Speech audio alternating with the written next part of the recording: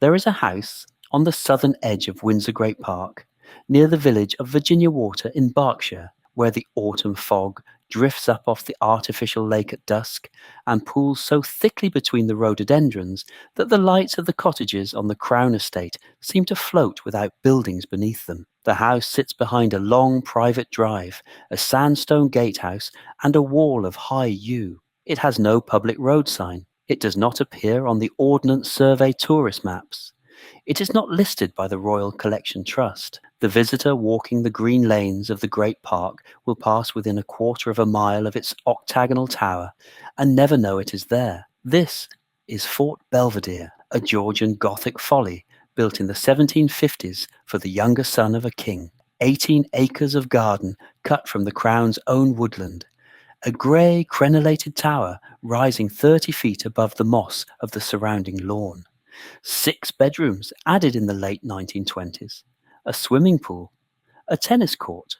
A rock garden designed by hand by a Prince of Wales who was, at the time, the most photographed man on earth. What you are looking at when you stand at the gate of Fort Belvedere on a November afternoon with the light failing across the lake and the smell of wet leaf mould rising off the drive is the last private address of a King of England. It was here that he lived in love. It was here that he watched the constitutional walls close around him. It was here, in a drawing room on the morning of 10th of December 1936, in the presence of his 3 younger brothers and his solicitor, that he picked up a fountain pen and signed his crown away in 9 sentences. Not a battlefield, not a cathedral, not the Palace of Westminster.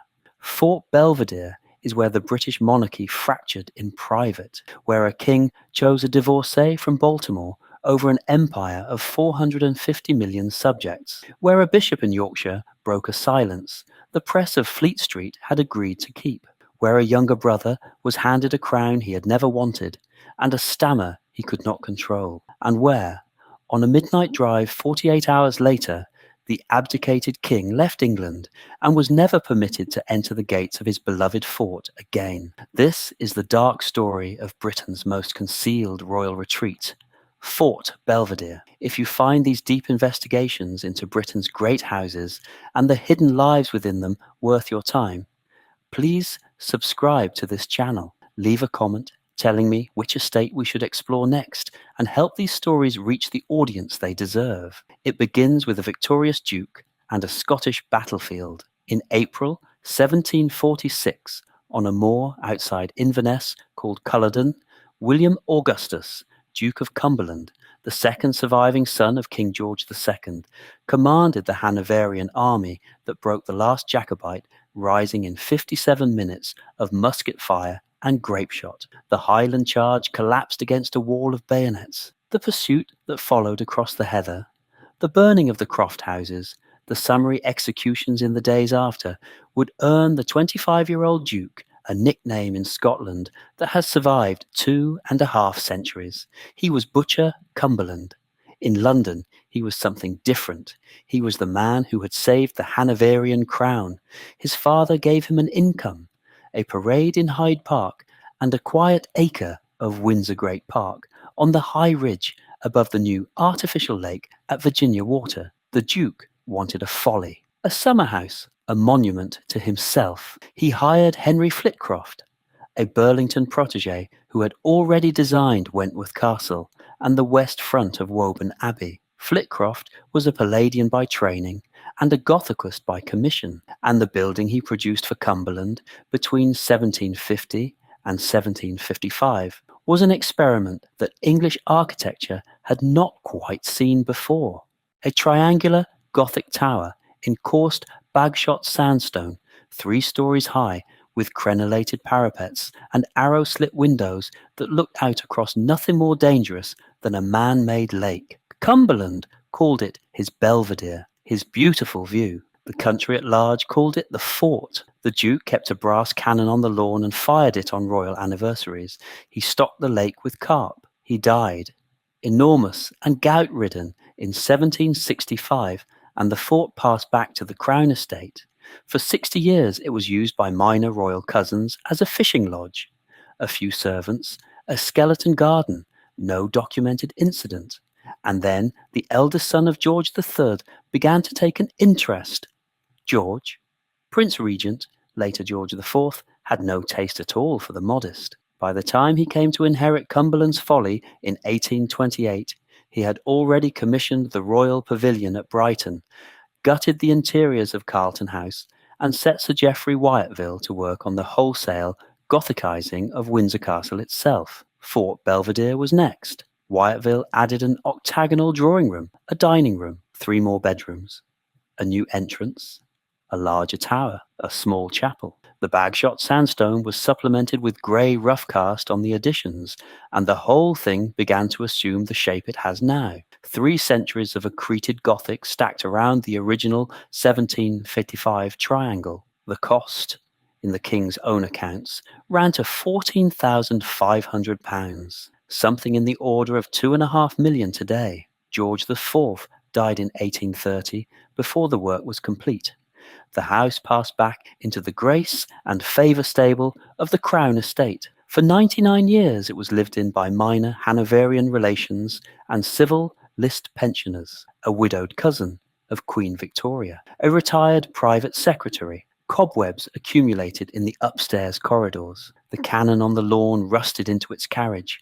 The carp grew old in the lake. And then, in 1929, King George V, looking for a way to give his restless 35-year-old eldest son something useful to do, signed a grace and favour grant of Fort Belvedere to Edward, Prince of Wales. Edward saw it for the first time on a Sunday morning in the autumn of 1929 and wrote a single line to his mother. He told her it was a child's idea of a fort. He meant it as praise. He moved in the following spring. He brought his own money to it. Edward, Prince of Wales, was the richest single private individual in Europe in 1930, supported by the Duchy of Cornwall revenues, which then ran to about £200,000 a year. He spent it on the fort. He commissioned 6 new bedrooms in the south wing. He installed a swimming pool, a tennis court, modern bathrooms with American plumbing fittings he had admired on his last tour of the United States. He hired the landscape architect Geoffrey Jellicoe to draw plans for the gardens, and then ignored the plans and dug the rock garden himself, on his hands and knees, in tweed trousers, on weekends. He planted azaleas, rhododendrons, alpine campanula, and a single yew, which he insisted on watering personally in dry weeks. He furnished the rooms in the modern style he had picked up on the Riviera and in New York. Cream walls, low sofas, cocktail tables, a short-wave wireless set on which he picked up American jazz broadcasts after midnight. He installed bagpipers to play below his bedroom window before breakfast. He flew his own twin-engined de Havilland from a grass strip at Smith's Lawn nearby. He bought a cairn terrier called Cora and let it sleep on the foot of the bed. What he did at Fort Belvedere, more than anything else, was throw a continuous house party, Friday afternoon to Monday morning, every weekend for 6.5 years. American film stars, ambassadors, Mediterranean royals in exile, the future King George VI, who came reluctantly with his quieter wife, Lady Diana Cooper, who recorded the parties in her diary and described the host as a man who never sat still for longer than 10 minutes, cocktails on the lawn at 6, charades after dinner, the Prince of Wales pulling at his cuffs and laughing too loudly. The fort, between 1929 and 1935, was the most informal address in royal Europe. The guest book of those years, which survives in the Royal Archives at Windsor, reads like a mid-Atlantic society directory. Fred Astaire signed it in May 1933. Noel Coward signed it in July 1934. Lord Beaverbrook signed it on 19 separate weekends. Winston Churchill, then out of office, signed it in October 1932 and again in November 1935. Joachim von Ribbentrop, the German ambassador, signed it on the weekend of 14th of June 1935, an entry the royal household quietly underlined in pencil after the war. The signatures thin out in the last pages of 1936 to almost nothing. By October of that year, the guest list at the fort consisted of Wallis Simpson, her aunt Bessie Merriman, Walter Monckton, and a single rotating private secretary. The Prince of Wales had become, in the popular imagination of the early 1930s, a kind of constitutional impossibility. He toured the coalfields of South Wales in 1929 and was photographed shaking the hands of unemployed miners at Dowlais. He visited Canada and Australia in 1930. He flew his own plane. He carried his own luggage. He danced at the Embassy Club in Bond Street until 2 in the morning. The British public adored him. The British cabinet did not. Stanley Baldwin, twice Prime Minister between 1923 and 1929, and again from 1935, had warned King George V on 2 separate occasions that the prince's private behaviour was beyond the household's ability to manage. The king, who had never liked his eldest son and who had said publicly that he hoped the boy would never marry and have children, agreed gloomily and did nothing. It was also where he met her. On 11th January 1931, at a house party at Borough Court in Melton Mowbray, the hunting box of Lord and Lady Furness, Edward was introduced to an American woman called Bessie Wallace, Warfield Spencer Simpson. She was 34 years old, born in Baltimore in 1896, already on her second marriage, to a London-based Anglo-American shipbroker called Ernest Aldrich Simpson. She was thin, dark-haired, sharply dressed, with a wide square jaw and a flat Maryland accent that the prince found, by his own later admission, electric. The introduction was made by Thelma, Lady Furness, Edward's then current mistress and a close friend of Wallace. A year later, in January 1932, Wallace came down to Fort Belvedere for the first time, again as the guest of Thelma. She walked the rock garden with Edward. She slept in one of the new south wing bedrooms. She wrote a letter to her aunt in Washington describing the house as a fairy castle in a clearing. She did not yet know what she was looking at. In 1934, Thelma Furness sailed for New York on family business. She asked her friend Wallace Simpson, before she went, to keep an eye on the little man at the fort. Wallace kept more than an eye on him. By the time Thelma returned in the spring, Edward had moved his affections, his calendar, and his weekend invitations entirely. Thelma did not come back to Fort Belvedere. Wallace did, and continued to, almost every weekend from 1934 to 1936. The Prince of Wales was in love. The press of Fleet Street, by a private understanding arranged through Lord Beaverbrook and Esmond Harmsworth, Lord Rothermere, did not print her name. The American press, the French press, and the Berlin press did, repeatedly, from late 1935 onwards. British subjects who saw foreign newspapers on the boat trains from Calais carried the news home as gossip. The Prime Minister, Stanley Baldwin, knew. The Archbishop of Canterbury, Cosmo Lang, knew.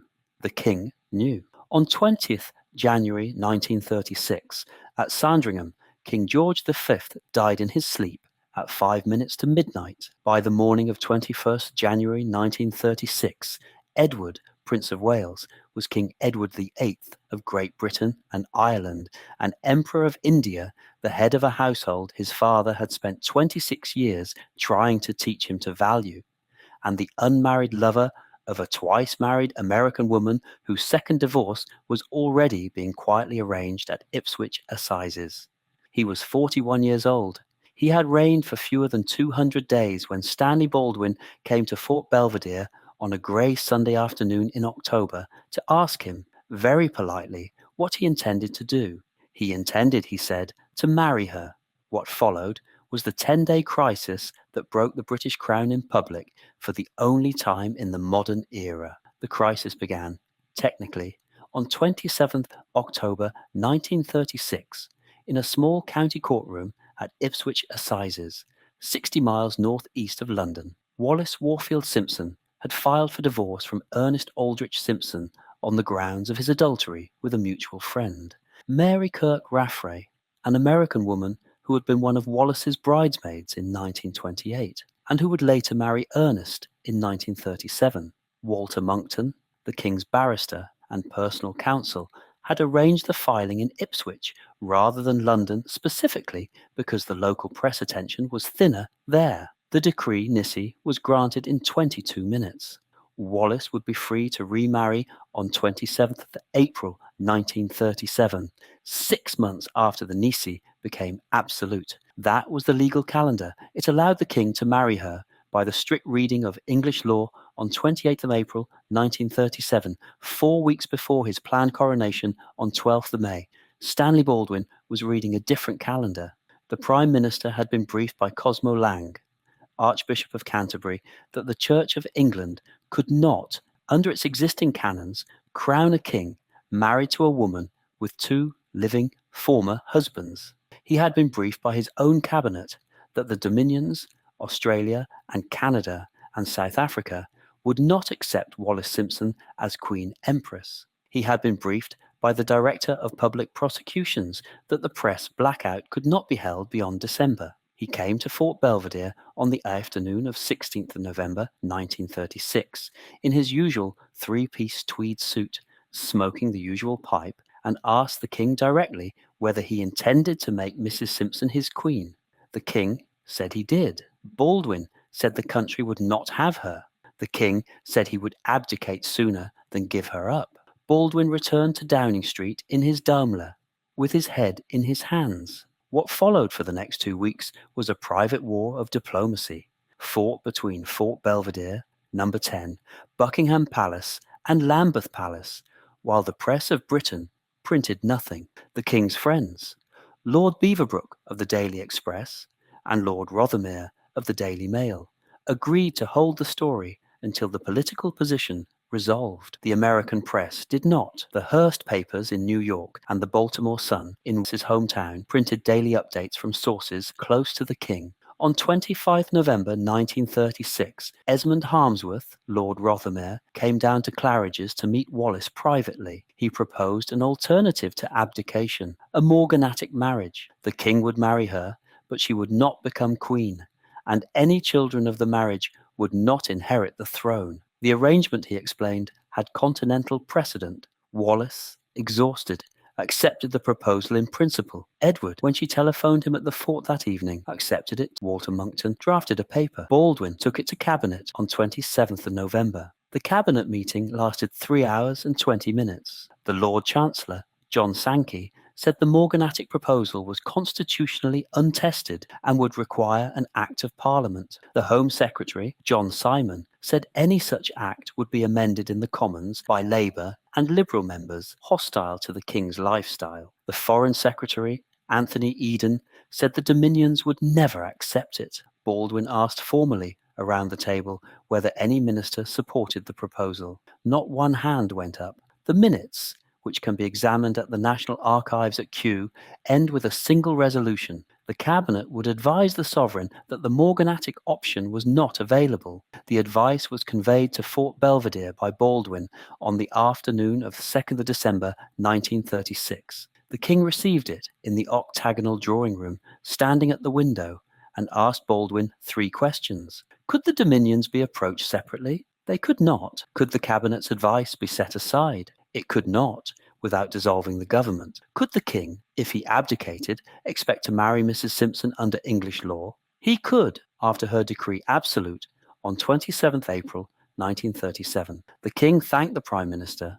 On the 5th of December 1936, Cabinet rejected the morganatic proposal. So did the Australian Prime Minister Joseph Lyons, who cabled London the same afternoon. So did Stanley Bruce, the South African High Commissioner. The proposal was dead within 48 hours. The king was given, formally, 3 options. Renounce Mrs. Simpson, marry her, and face the dissolution of the cabinet, or abdicate. He chose to abdicate before the question was put to him a second time. The British press blackout, which had held for 13 months, was broken on the 1st December 1936 by a man who had no idea he was breaking it. Walter Blunt, Bishop of Bradford, addressing a diocesan conference in Yorkshire, on a quite different subject, the spiritual preparation of the king for the coming coronation, observed in a single sentence that His Majesty would need divine grace to discharge the burdens ahead, and added that he hoped the king was aware of his need. The Yorkshire Post printed the sermon the next morning. The London papers,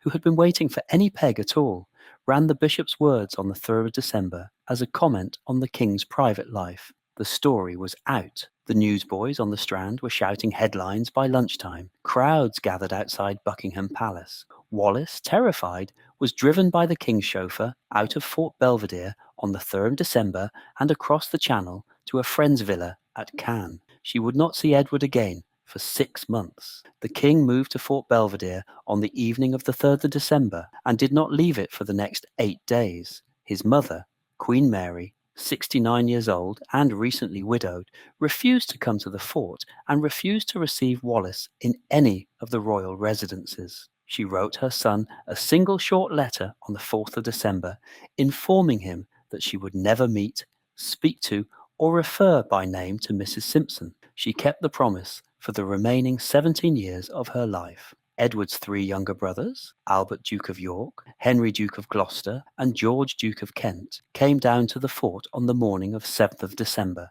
Albert, who would within 4 days be King George VI, had a stammer so severe that he could barely complete a sentence. He had not been raised to be king. He had not been trained to be king. He cried in the drawing room at the fort when Edward told him the decision was final. Walter Monckton stood by the window with the abdication papers folded in his pocket and said nothing. On the morning of 10th of December 1936, in the octagonal drawing room of Fort Belvedere, Edward VIII, King of Great Britain, Ireland, and the British dominions beyond the seas, Emperor of India, sat down at a small writing table that had been moved into the centre of the room and signed the Instrument of Abdication. His 3 younger brothers signed below as witnesses. Walter Monckton signed. The royal family solicitor, George Allen, signed. The whole act, including the reading aloud of the document by Monckton, took 11 minutes. The instrument itself was a single page.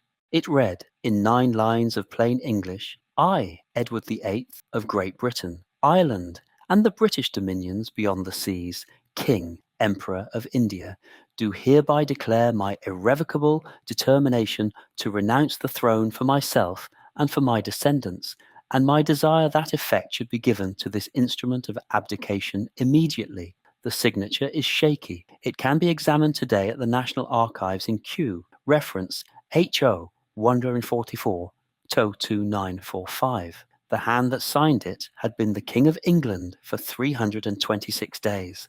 The following evening, 11th December 1936, the former King Edward, now styled Prince Edward, drove the 4 miles from Fort Belvedere to Windsor Castle, and at 10 o'clock entered the Augusta Tower to broadcast his abdication to the British Empire. The speech had been drafted with Walter Monckton and Winston Churchill, who had stood by Edward throughout the crisis and now sat on the other side of the broadcast desk holding back tears. The line that survives, the line every school child in Britain has heard, ran as follows: I have found it impossible to carry the heavy burden of responsibility and to discharge my duties as king as I would wish to do without the help and support of the woman I love. Edward left Windsor Castle at 1 minute past midnight, drove to Portsmouth in his own Buick, and boarded the destroyer HMS Fury, which carried him across the Channel to Boulogne. He never set foot in Fort Belvedere again.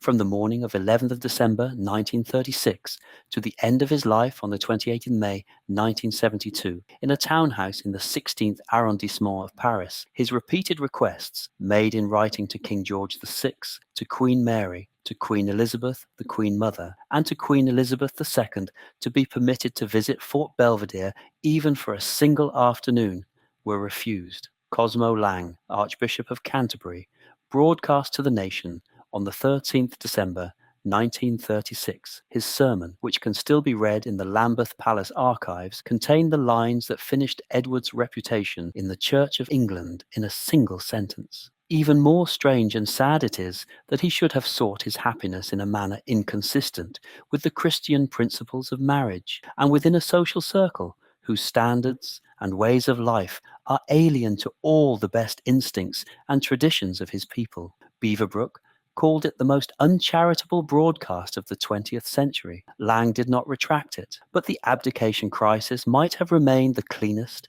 swiftest constitutional surgery in British royal history if Edward had stayed out of the country quietly. He did not. On the 3rd of June 1937, at the Château de Cande in the Loire Valley, Edward, now styled Duke of Windsor, married Wallis Warfield Simpson in a small private ceremony attended by 16 guests. None of his 3 brothers came. His mother did not come. The Church of England refused to officiate. The British government refused Wallis the title Her Royal Highness, which was granted only to Edward. The marriage lasted 35 years. Edward and Wallis spent it in exile, Paris before the war, the Bahamas during it, where Edward served as governor at Churchill's insistence, partly to keep him away from his pro-German friends in Lisbon. Paris again from 1945. They had no children. They wrote letters home. The letters home went largely unanswered. The fort itself, in the meantime, was closed. The bedrooms were sheeted. The swimming pool was drained. The rock garden grew over. The Crown Estate locked the doors, drew the curtains, and left the house in a condition of cold stewardship that lasted nearly 40 years. King George VI, who had reigned reluctantly from the moment he signed the abdication papers as a witness in that octagonal drawing room, never set foot inside Fort Belvedere again. He had been there at the worst hour of his life. He could not be persuaded back. Queen Elizabeth, his wife, later the Queen Mother, kept the embargo with a coldness that astonished even her household. She lived until 30th March 2002, 95 years past the crisis. In all those years, she referred to Wallis Simpson in the household phrase only as that woman. She refused to attend the funeral of the Duke of Windsor in 1972. She agreed only, and reluctantly, to receive Wallis at Buckingham Palace for the funeral itself and to be photographed with her at Edward's burial at the Royal Burial Ground at Frogmore. The 2 women exchanged 7 words across the entire visit. Wallis went back to Paris that evening. The Queen Mother never spoke her name again. Wartime had its own quiet effect on Fort Belvedere. The house was closed entirely from September 1939 to May 1945. The Crown Estate placed the building on a list of country properties to be requisitioned if invasion came across the Channel, and a small detachment of the Coldstream Guards was billeted in the gatehouse for the winter of 1940 or 41. The swimming pool was filled with sandbags. The lead was stripped from the rock garden and donated to the Ministry of Supply. A single incendiary device, dropped by a Luftwaffe bomber in transit to London on the night of 23rd November 1940, fell in the upper paddock and burned out a patch of bracken 60 feet wide. The fort itself was not hit. Edward, by then Duke of Windsor, was in the Bahamas, where he served as governor and commander-in-chief from August 1940 to March 1945 at Churchill's careful insistence, the appointment being designed in the phrase Churchill used to his war cabinet on 18th July 1940 to remove a personality of some embarrassment from the European theatre. Wallis ran the local Red Cross. They returned to Paris in 1945. The fort remained shuttered. There was, in the summer of 1965, a single attempt at reconciliation. Edward, then 70 years old, was admitted to the London clinic for an operation on a detached retina. Queen Elizabeth II, his niece, visited him in his hospital room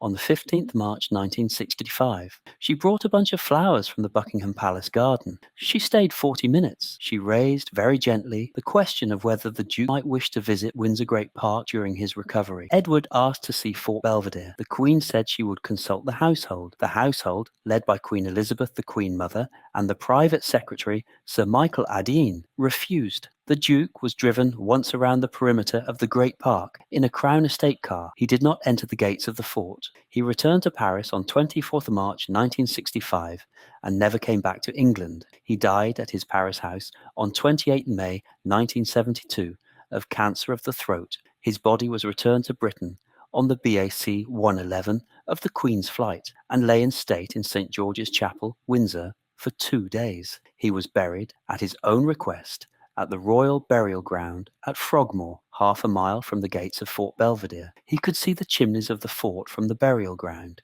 He was not, in life, allowed any closer. Wallis lived another 14 years, in growing senility, in the Paris house. She died on 24th of April 1986. She was buried beside Edward at Frogmore. The two of them lie now within a half-mile of the rock garden he designed, and the swimming pool he built, and the octagonal room in which he signed his crown away. Neither set foot inside it after 1936. The house had absorbed him, as it had absorbed everyone who walked into it, expecting it to be a private retreat from public office. In 1955, Queen Elizabeth II offered Fort Belvedere to her sister, Princess Margaret. Margaret, who had been refused permission to marry Group Captain Peter Townsend that same year on the grounds of his divorce, walked through the rooms in early October 1955 with her chauffeur waiting on the drive. She is reported by her lady-in-waiting, Anne Glenconner, to have said, on emerging into the rock garden,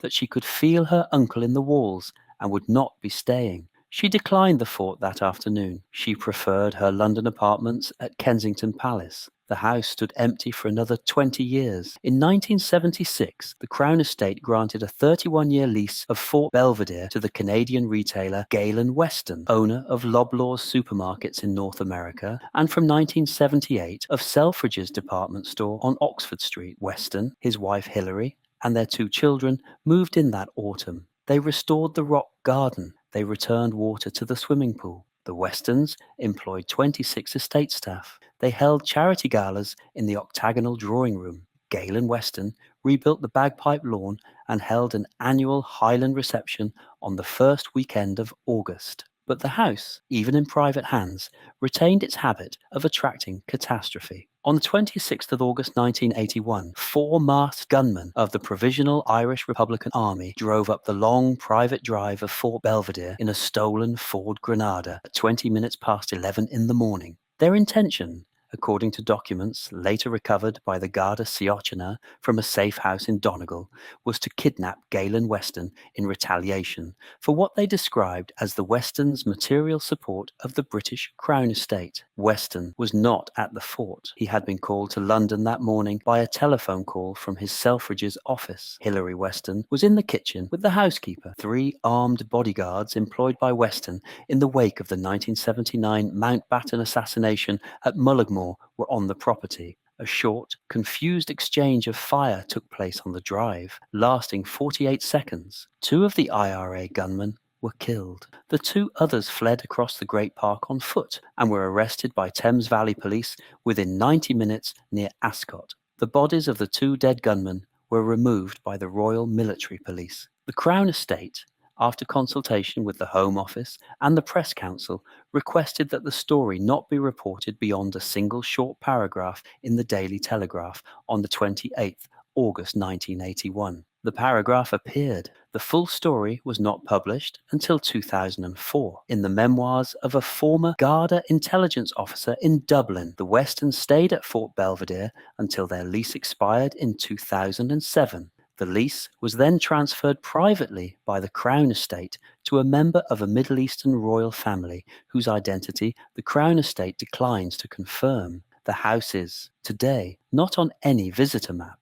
It is not listed by the Royal Collection Trust. It is not opened on Heritage Open Days. The Ordnance Survey marks the building, but not its name. It has, since the abdication, never been photographed from inside by any publication. But the house that astonishes the very few visitors who are ever permitted near its gate was not built by the Hanoverian Duke, whose name is carved on its 1755 cornerstone, nor restored by the King, whose hand designed the rock garden. It was kept, swept, polished, watered, planted, cooked in, ironed in, locked at night, opened at dawn, and made breathable for the family by a household of named men and women whose lives ran parallel to the great catastrophes of the place, and who appear, when at all, only in the wages ledgers of the Crown Estate Office at Windsor. Their presence at Fort Belvedere is documented, recorded in ink on paper in the bound estate books that still survive in the Crown Estate Records Office.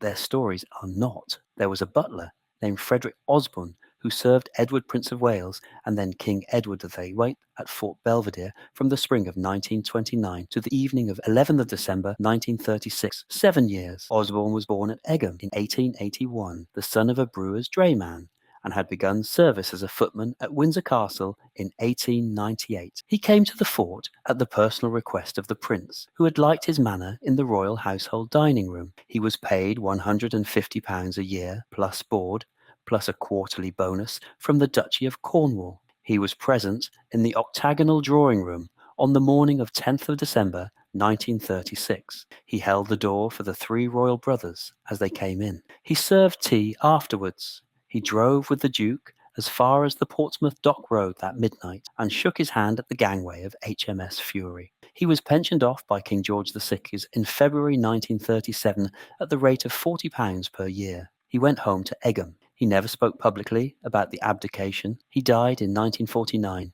in a small house on Spring Rise. We know he served 7 years. We know he stood in the room on the morning of 10th of December 1936. We know nothing else. There was a chambermaid called Annie Plunkett, born at Datchet in 1899, who came to Fort Belvedere in 1930 and stayed for 6 years as Wallace Simpson's preferred lady's maid. She had taught herself to iron the American crepe dresses that came in trunks from Paris. She had learned the order in which Wallace wished her 3 lipsticks set out on the dressing table. She was paid £55 a year. She was offered, in the cold week of December 1936, the chance to follow the Duke and the future Duchess into exile in France. She refused. She wrote a single line to her aunt in Slough, explaining her decision. It was, she said, not the country for her. She stayed at Windsor as sub-housekeeper at the Royal Lodge until her retirement in 1958, with a pension of £38 a year. She died unmarried at Datchet in 1971.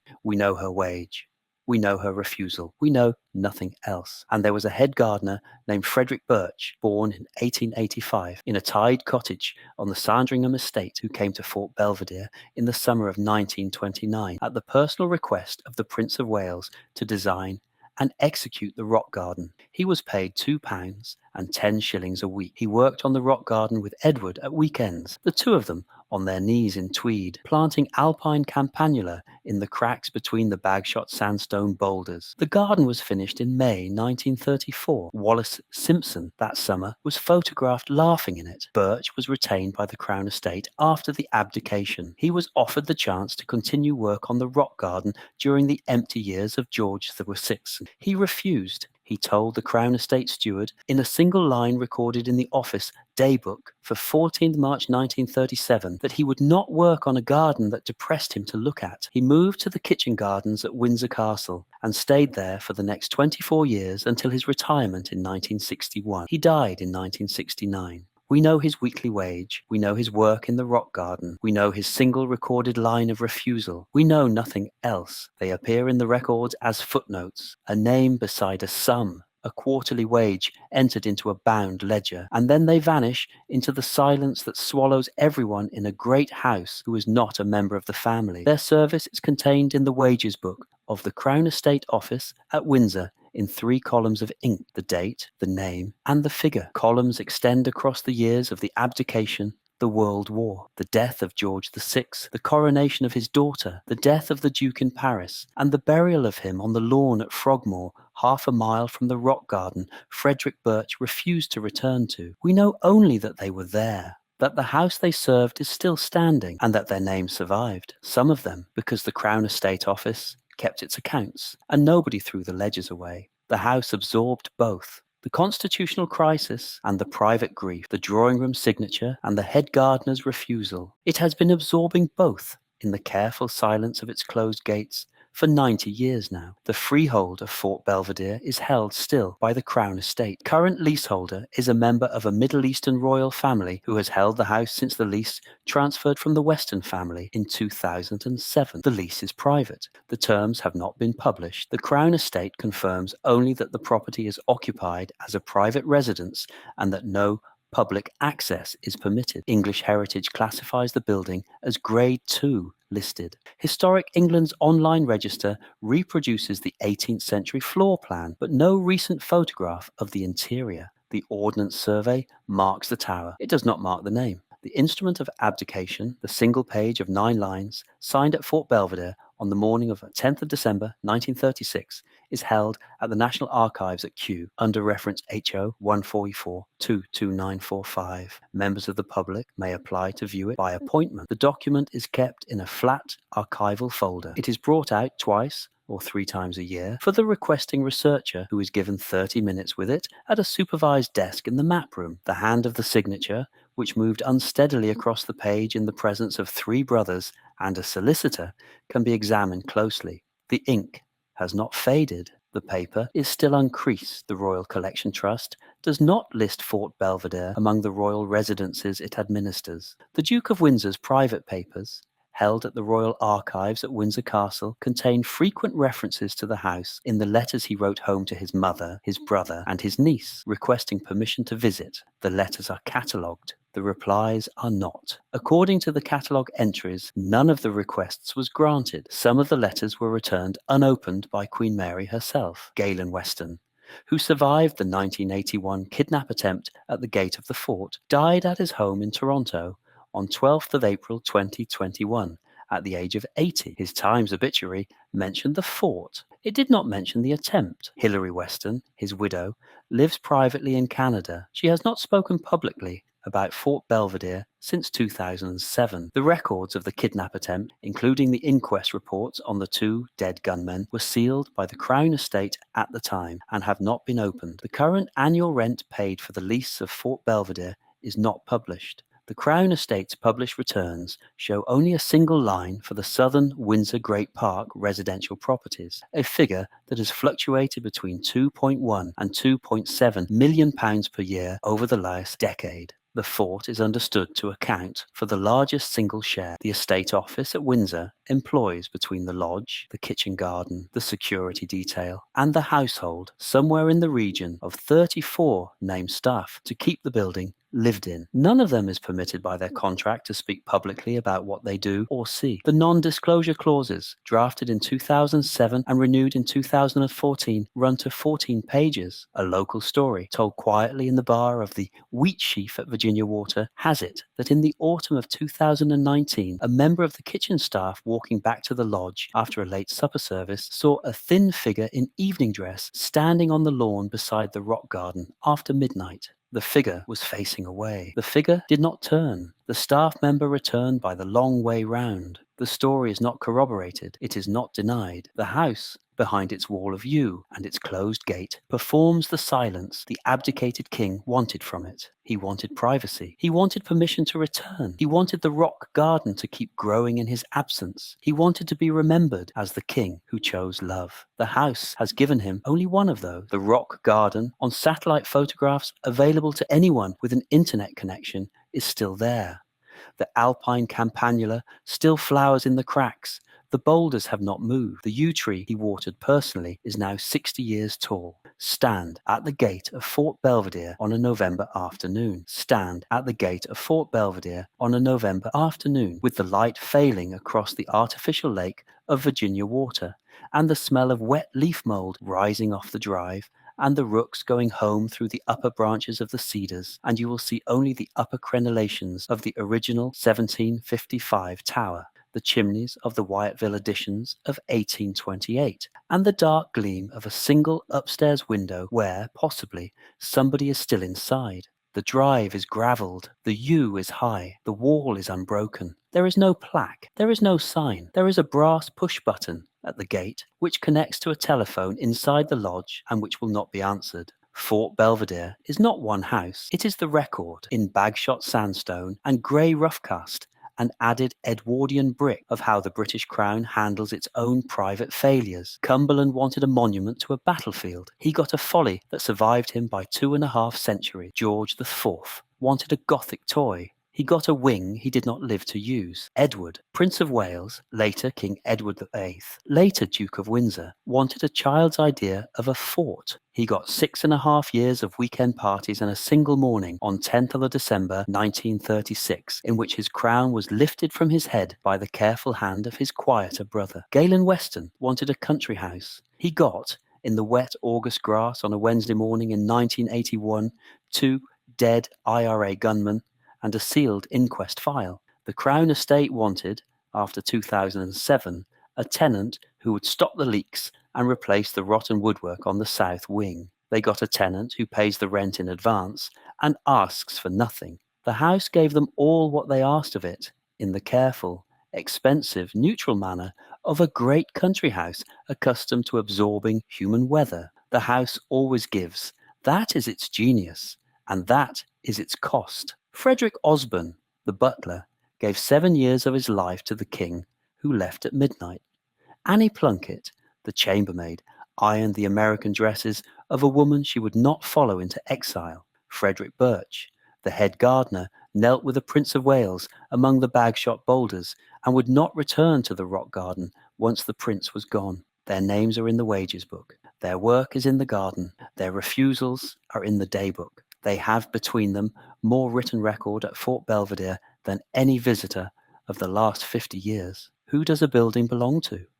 The Duke, who fired his brass cannon on the lawn in the 1760s? The King, who paid for the gilded ceiling he did not live to see? The Prince, who knelt in his tweeds and planted the campanula? The American woman who walked the rock garden one January in 1932 and was 2 years later the most photographed mistress in Europe? The three brothers who signed as witnesses in the octagonal drawing room on a winter morning? The butler who served the tea afterwards?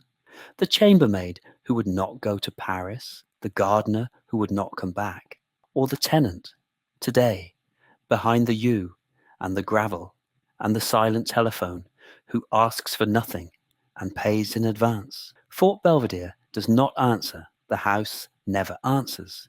It simply stands behind its wall of yew, with the rooks coming home in the November dusk, and lets you decide. The Instrument of Abdication lies in its archival folder at Kew. The signature is shaky. The hand that signed it had been the King of England for 326 days. By the next afternoon, he was nothing. The bedroom where he signed is still there, locked, behind a wall the public has never been allowed to approach. The wallpaper has been changed 3 times. The fountain pen is in a private collection in Maryland. The writing table is in the sale room records of Sotheby's 1997. He is still up there. He always will be. If this story moved you, challenged you, or made you see a building differently, please like this video, subscribe to the channel, and leave a comment telling me which estate, dynasty, or hidden history we should investigate next.